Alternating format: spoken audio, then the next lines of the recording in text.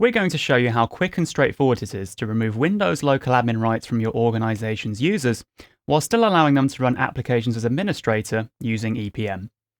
With EPM, users have no standing local admin rights. That's proper compliance for security policies.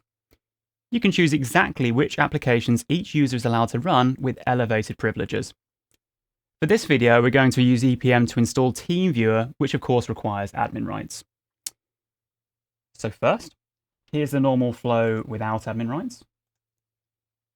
And of course, the user can't install it. Now we can run the same installer using EPM. Of course, we've checked the installer and know that it doesn't carry unfortunate extras such as add and malware. We're able to do this because we've created a policy to allow this user to elevate this program only. I'll show this in detail a little later. So we run with EPM. We get a prompt with the program information. We click Next. We enter the user's own credentials that do not have local admin rights. And that's it. The installer starts, and we can install the program. EPM has elevated the process and not the user's account. So let's go back a step and set up EPM and show you how quick and straightforward it is to get to the point where we can get these benefits. We'll use an Azure AD environment, but we also support on-premises AD and a hybrid Azure AD setup. So on the server, we log in. We upload a valid license.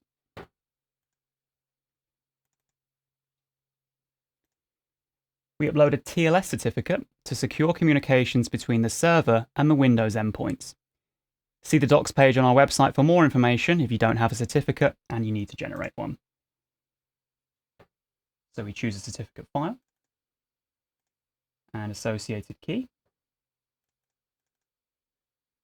and upload.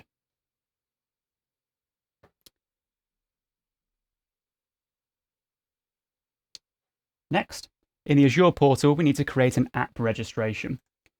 It only takes a few minutes, but again, for simplicity, I won't go through all the steps here. Full instructions are on our website.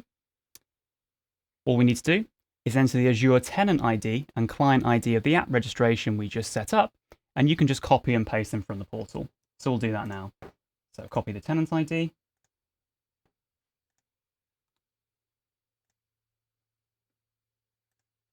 Copy the client ID.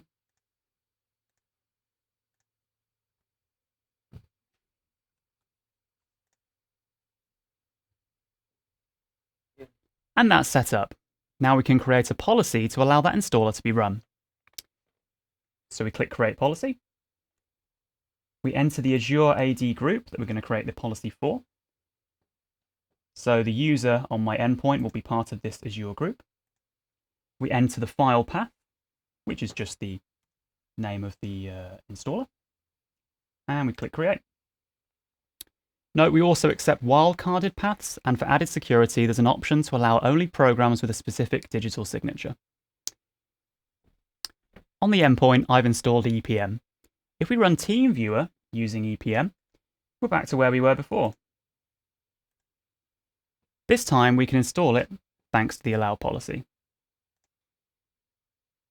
So we go through the same steps, enter our credentials, and we're back to where we were before. On the EPM server, we can see an elevation record has been sent with all the audit information. Pretty simple, right? EPM accepts policy requests too. So if a user needs to elevate an application, they can send a request for one via EPM, which a sysadmin can process. If approved, this will automatically create an allow policy for the application. If this was a new version of a common application, a policy to cover all users would be a real time saver. EPM does more than just create policies.